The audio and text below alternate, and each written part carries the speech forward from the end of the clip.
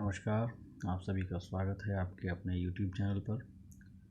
आज हम करने वाले हैं NCERT CBSE के अकॉर्डिंग रुचिरा संस्कृत विषय रुचिरा नामक पाठ्य पुस्तक में दूसरा पाठ, जिसका नाम है बिलस्य वाणी न कदापि मे श्रुता। बिल की वाणी, बिल मतलब गुफा की वाणी मैंने कभी नहीं सुनी। यह पाठ जो है वह पंचतंत्र से लिया गया है। पंचतंत्र के काकोलोकियम नामक एक जो तंत्र है उससे लिया गया है। इसमें 5 तंत्र हैं और आज का जो विषय है, इसमें मुख्य विषय वो है अव्यय प्रयोग। तो ध्यान रखिएगा कि जहाँ पर हम सर्कल करें वह अव्यय शब्द होगा और मैं उसका अर्थ बोलूँगा, उसका अर्थ बताऊँगा। तो आप अपना कॉपी पेन लेकर के बैठिए, जिससे कि आप इन अव्यय शब्दों को आप अपनी कॉपी में नोट कर सकें अर्थ के साथ में, और परीक्षा में आप अच्छे से परफॉर्म कर पाएँ। अव्यय टॉपिक जो है हम उस पर एक वीडियो बनाने वाले हैं, तो उम्मीद है कि आप कॉपी पेन लेके बैठेंगे।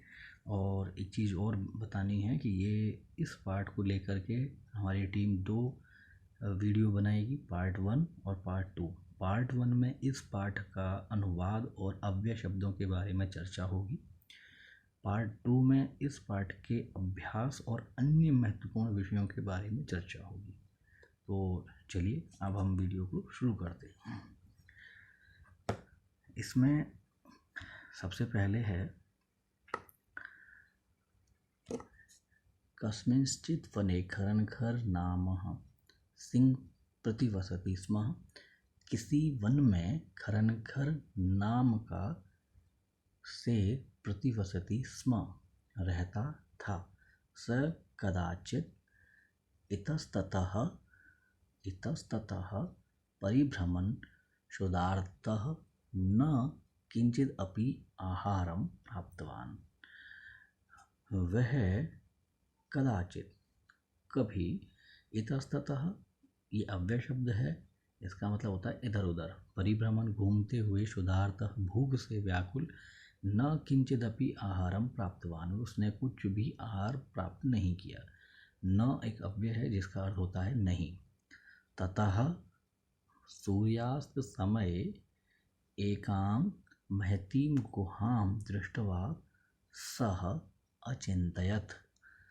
इसके बाद में, ततः इसके बाद में, सूर्यास्त के समय में, एकाम महतीम गुहाम, एक बहुत बड़ी गुफा को दृष्टवा, देख करके, वह अचिंतयत, सोचने लगा। नूनम निश्चय ही एतस्यां गुहायां रात्रौ को अपि जीवः आगच्छति। निश्चित ही इस गुफा में रात्रि के समय कोई भी, अपि मतलब कोई जीव, आगच्छति आएगा। यह अपि शब्द है। अपि शब्द जिसका मतलब होता है भी। अतः इसलिए अत्रैव, यहीं, अत्रैव मतलब यहीं, निगूढ़ो भूत्वा तिष्ठामि, मैं छुप करके बैठ जाऊंगा। एकस्मिन् अंतरे गुहायाः स्वामी दधिपुच्छ नाम शृगालः समागच्छत्। कुछ समय बाद उस गुफा का स्वामी दधिपुच्छ नाम का शृगाल या सिंहार आ जाता है। च और, ये भी एक अव्यय है। च अव्यय है। यावत पश्यति, जब तक देखता है, तावत तब तक, यावत जब तक, तावत तब तक। तो यावत और तावत का जोड़ा भी है, ये ध्यान रखिएगा। जब तक देखता है तब तक सिंह पद पद्धति गुहायां प्रविष्टो दृश्यते, वह शेर के पैरों का निशान गुफा की तरफ जाता हुआ।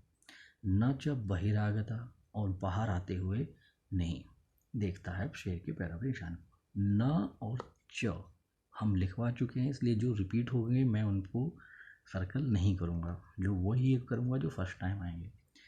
शृगालः अचिंत्यत, सियार सोचने लगा। अहो विनष्टो अस्मि, अरे मैं तो विनेश मेरा विनाश हो जाएगा। अहो मतलब अरे, मतलब इस तरह से थोड़ा चिंता वाली बात है। नूनम अस्मिन बिले सिंह अस्ति इति तर्कयामि, निश्चय ही इस बिल में शेर है ऐसा मैं तर्क कर रहा हूँ। ततः किम करवाणी, तो मैं क्या करूँ। एवं इस प्रकार, एवं इस प्रकार विचिंत्य सोचने लगा, सोच करके, एवं इस प्रकार विचिंत्य सोच करके, दूरस्थ रवम कर्तुम आरब्ध, दूर हो स्थित होकर के आवाज करने लगा। भो बिलह, अरे ओ बिल, भो बिल, अरे बिल, किम न स्मरसि, क्या तुम्हें याद नहीं है। यन्मया त्वया सह, सह मतलब साथ, समयः कर्तो कृतो अस्ति, यत् यदा अहम बाह्यतः आगमिष्यामि तदा तब त्वं माम आकारिष्यामि।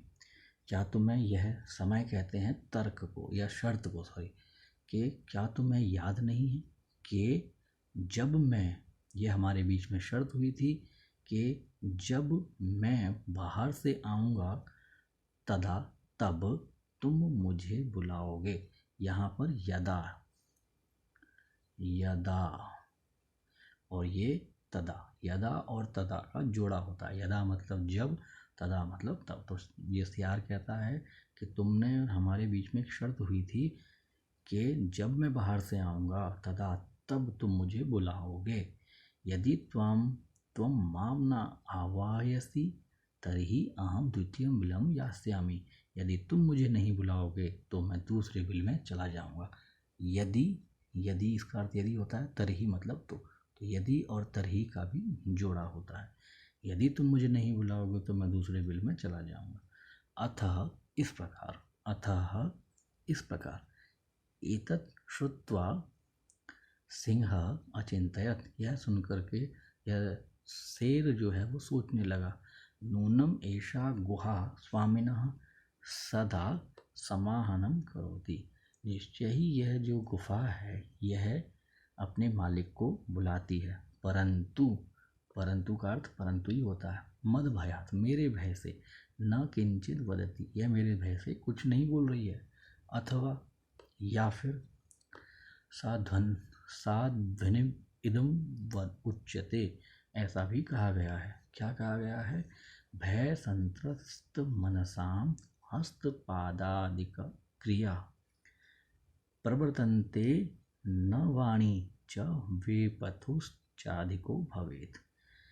भय से डरे हुए मन में हस्त और पाद आदि, हस्त मतलब हाथ, पाद मतलब पैर, हस्त और पाद यानी पैरों की जो क्रियाएं होती हैं वह नहीं हो पाती हैं, और वाणी जो वेपथु कंपन करने लगती है। यद तदा हम अस्य आह्वानं करोमि, मैं इसका आह्वान करता हूँ। एवं सबिले प्रविश्य में भोज्य भविष्यति, इस प्रकार से वह इस बिल में, बिल का मतलब गुफा में घुसेगा और मैं उसका भोजन कर दूंगा। इत्थम इस प्रकार से, इत्थम इस प्रकार से, विचार्य विचार करके, इस प्रकार से विचार करके, सिंह सहसा, सहसा मतलब अचानक, सहसा अचानक, शृगाल से आवाहनम अकरोत, शेर जो है वो सियार का आवाहन करने लगता है। सिंह से उच्च गर्जनम प्रतिध्वनिना स गुहा उच्चै शृगालम आवायत, शेर ने जैसे ही जोर से बोला उसकी प्रतिध्वनि से जो गुफा में शेर को, सॉरी, शेर ने जो जैसे ही जोर से बोला शिकार को बुलाने के लिए।